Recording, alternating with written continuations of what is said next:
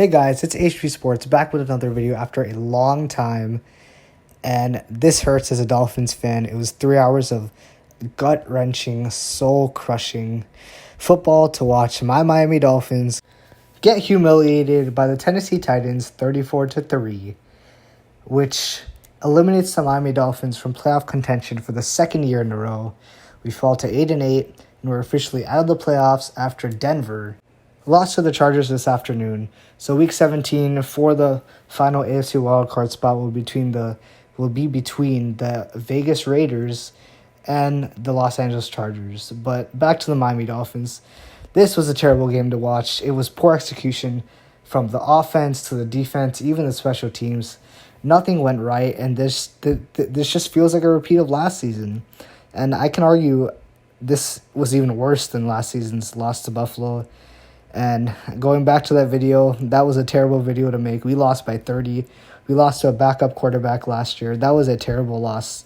It was a win-and-run situation last year against Buffalo, and we crapped the bed in week 17. And we do it once again 1 year later. Nothing's changed, really, nothing.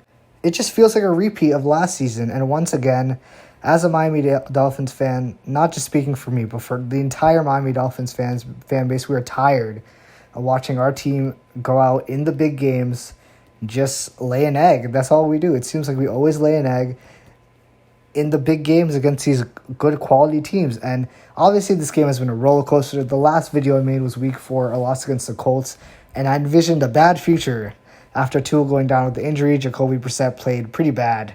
He's atrocious, but that's another story. And I assumed things would get bad, and boy, did they get worse. Miami lost 7 straight. They fell to 1-7, and everybody thought the season was over, but no, Miami was resilient. They got their way to 8-7, winning 7 straight games, and that was all we saw on the cover. 7 straight games. We're looking for 8 straight against Tennessee. We have a chance to make a historic way to the playoffs by winning 9 straight and making the playoffs. All Miami had to do is win out and win their last 2 games to get in, and they could not do it. And honestly, I think most of us saw this coming. The fact that they won 7 straight was a miracle in itself. But the fact that it happened in this fashion just humbled the entire Miami Dolphins fan base, the ones who call themselves Tua Don and the ones who don't like Tua. Whether we like him or not, we have to admit it's the end of the season, and now we have to see what we're going to do. We got eliminated, and I don't want to talk too much about the stats. More like I want to talk about what actually happened during the game, but I'll talk quickly about the stats. Tua Tagovailoa, 18 of 38. Obviously, Tua was leading the league in completion percentage up to this game at 70.1%. He was less than 50% passing, and he kind of showed his true colors here. Overthrow after overthrow. Oh my goodness, he overthrew literally like 80% of the balls when I was watching. It was crazy. It seemed like he overthrew everything. He was inaccurate. He was behind a lot of his receivers. I mean, he should have been picked off like 3 times. We got lucky that he didn't get picked off in the first half at all. One of the safeties, he had a basically a clear interception. Like all he had to do was just put his hands out, and he dropped it somehow. So we got lucky there. But Tua really didn't have a good game. In the game that we really needed him the most, we needed him to have the best game of his career, and he went out and arguably had the worst game of his career. Arguably worse than Buffalo, because he just looked inaccurate. The one thing that everybody praises him for is his accuracy. He struggled. He had piss poor accuracy. It was pretty bad. And also another thing, our rushing attack was actually good. And this is where I want to go on the coaches. It wasn't only Tua. This was a coaching mistake by Coach Brian Flores and the co-offensive coordinator. So why don't you run the ball Duke Johnson more? 7 carries, 49 yards, 7 yards a carry, 7 yards a carry, and he only run him 7 times. I don't know why in the first half he didn't run the ball more. Choose some clock, get some yards, get yourself in position to score points. But no, they just kept passing the ball and passing the ball. They did not go back to the run game at all. They could have done that. That was a mistake. And in the receiving end, Gesicki, 4 catches, 51 yards, 7 targets. Waddle, they shut down Waddle the entire game. Kudos to the Tennessee defense. They made sure they look at number 17, and they stopped Waddle. There was very little place to go. A good pass, by the way, from Tua. I'm giving Tua credit for this. A great 45-yard bomb on the corner route to Jalen Waddle, which was really the only play that Jalen Waddle made all day. and they only really played Tua made all day. But that was a great connection. But other than that, Waddle got neutralized. Devontae Parker, not much going. 4 receptions, 46 yards, with 13 targets. That is 13, which means that's 9 that he couldn't haul in. Durham Smythe, 3 for 37. Duke Johnson, 2 for 16, and so and so.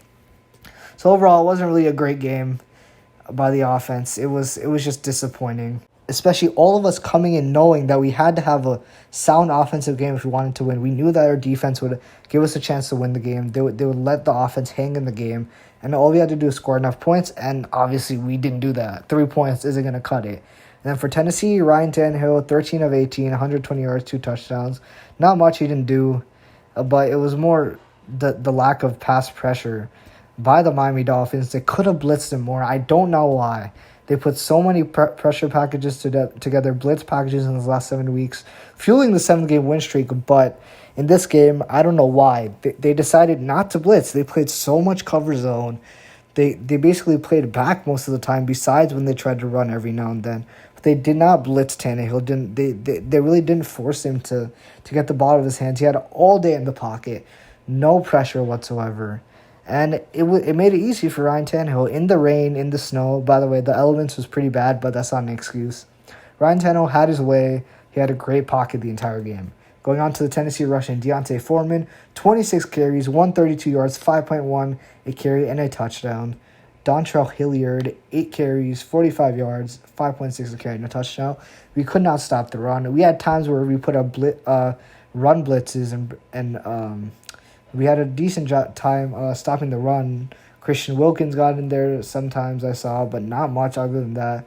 Foreman had a couple big runs, and obviously they scored a couple touchdowns on the ground. For the Tennessee receiving, Miami did a pretty good job. A.J. Brown, just 2 catches and 41 yards after what he did last week against San Francisco. I would say that's a pretty good performance by the Dolphins secondary, and everybody else did what they did.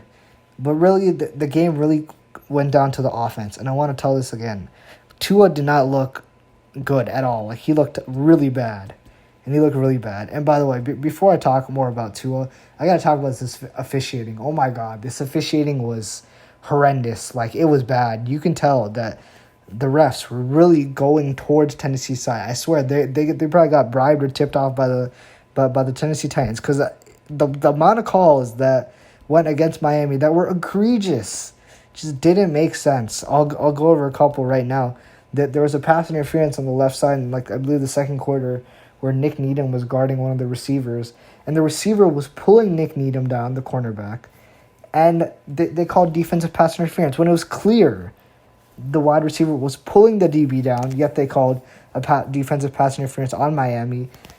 That wasn't the worst one. I think the worst one was, it was 3-17 in the third quarter. We had a chance to score a touchdown to make it a 1-possession game on 4th and 11.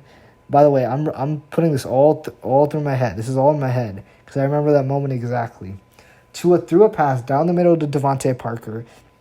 It was incomplete, but what happened was that the cornerback was pulling Devontae Parker down by the collarbone about a second before the ball got there, which is clearly pass interference. This is on 4th and 11. If they get the pass interference, they get a first down, possibly a touchdown.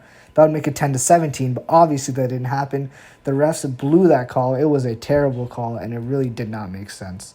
So those are a couple calls of many that just didn't make sense. They went to Miami, and Miami's receivers were getting held all day, by the way. There was a ton of holds that didn't get called on Miami. But that's here nor there. I mean, in reality, we can talk and blame the refs all day, but it really comes down to the Miami Dolphins offense and execution on the field. Brian Flores once again calls a boneheaded timeout for no reason. He seems to have one of those every game. It is what it is, and I don't know why the coach, Brian Flores, decided not to blitz Ryan Tannehill the entire game. There's so many times when they went to cover zone. To me, it makes no sense. And once again, it's poor execution by the entire Miami Dolphins team when the game is on the line, when you have to win to make the playoffs. Just like last year in Buffalo, it just felt like a repeat, but this one even felt worse because, well, we're not rebuilding. We had a chance. This was our chance to make the playoffs. There were lofty expectations for us going into the season, and, well, we laid an egg once again. The Miami Dolphins laid an egg. It was a pretty bad loss, my God. Tua just played terrible. I mean, I don't know what else to say about him. He just looked bad. And I mean, overall, this was, by the way, one thing I haven't gotten into. Oh my God, the play calling. I mean, people say the play calling was okay. Throughout the season, it's been all right. But this play calling has been, oh my God, what is this? Okay, so one of the plays, it was 4th and 1, and they're on like 17. Obviously, Miami had to go for it, down by a couple touchdowns. They bring in Jacoby Brissett for a QB sneak. Instead of QB sneaking it, he rolls out and throws a 50-yard bomb for no reason that goes incomplete. But if you have a guy who's 6'4", 6'5", and you're going to sneak it, sneak the ball. Why are you running out, rolling out of the pocket, play action? Makes no sense. We've done this once before, and it's unsuccessful. It literally makes no sense. It is a terrible, terrible play call. And that's one thing. And another one, in the 4th quarter, why are you running a trick play? They did a triple end around where Mike Gesicki ended up throwing the ball to, well, nobody, which was the best possible outcome because everybody was covered. And why you have Mike Gesicki throwing the ball in the 4th quarter down by 2 touchdowns just baffles me. It makes no sense. And I don't know what they were thinking. I don't know what these offensive coordinators were thinking. It just makes no sense. And I think that was basically what summed up this game, that triple end around trick play in the 4th quarter, because it makes no sense. And it was just poor execution all around the field, and this loss just hurt. I mean, I think out of all the Dolphins fans, I think we all realize now that changes just have to be made.